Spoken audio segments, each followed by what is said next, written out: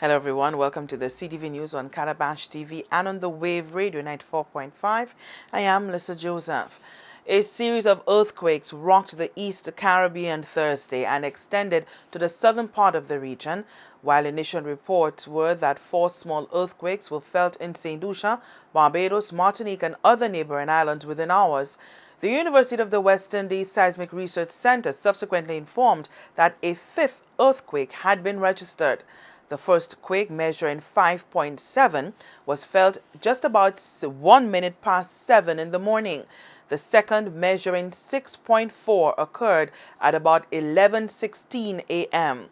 The third, measuring 4.1, occurred about 11:29 a.m. The fourth, measuring 5.6, occurred at about 11:36 a.m.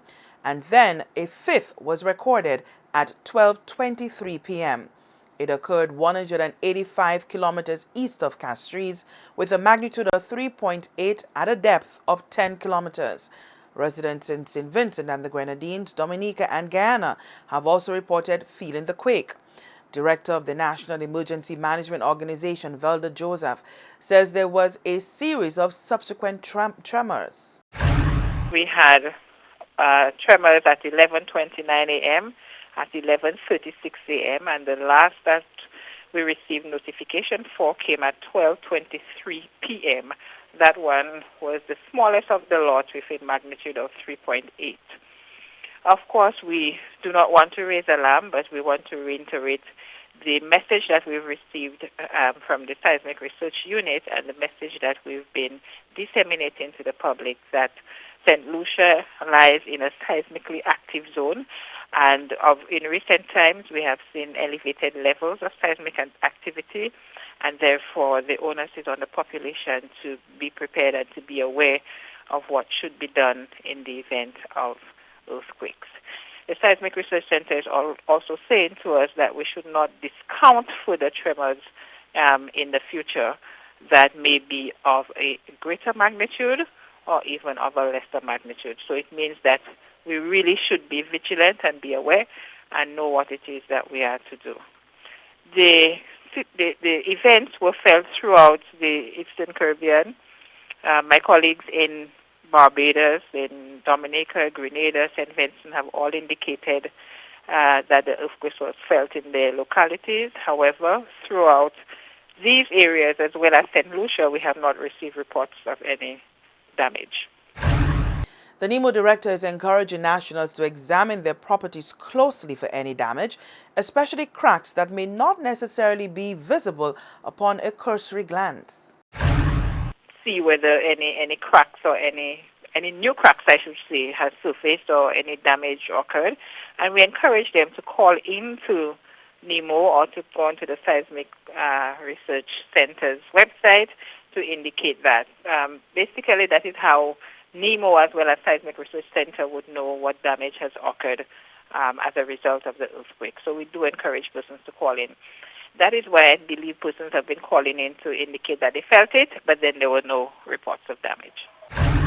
Meanwhile, the National Emergency Management Organization, NEMO, continues to take steps towards reducing St. Lucia's vulnerability and building resilience to hazard impacts. The latest initiative was a 2-day telecommunications workshop aimed at training members of district disaster committees in the use, care, and basic maintenance of UHF handheld radios, given that NEMO has established such infrastructure in every constituency. We hear more in this report by Stacey Chico from the Office of the Prime Minister. Aftermath of emergencies, including natural disasters like hurricanes, communication is critical. But commercial means of reaching out to the rest of the nation and the wider world are often compromised. That leaves agencies like NEMO, the National Emergency Management Organization, to rely on two-way radio. 16 community disaster response officials took part in a 2-day workshop this week at NEMO headquarters in Bizet, where they were taught the maintenance and use of two-way radio. Facilitator Fabien Louis, a NEMO volunteer, says that this workshop is a crucial intervention.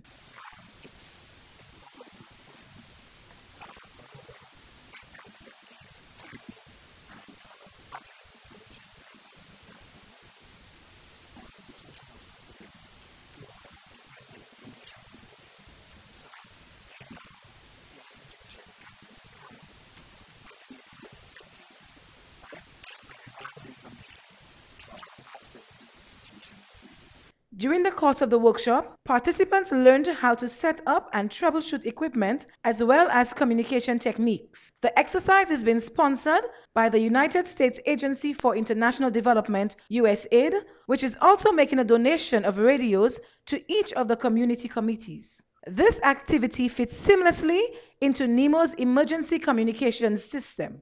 Last December, the organization upgraded its physical radio network, installed new digital base stations and repeaters, and put a new management infrastructure in place.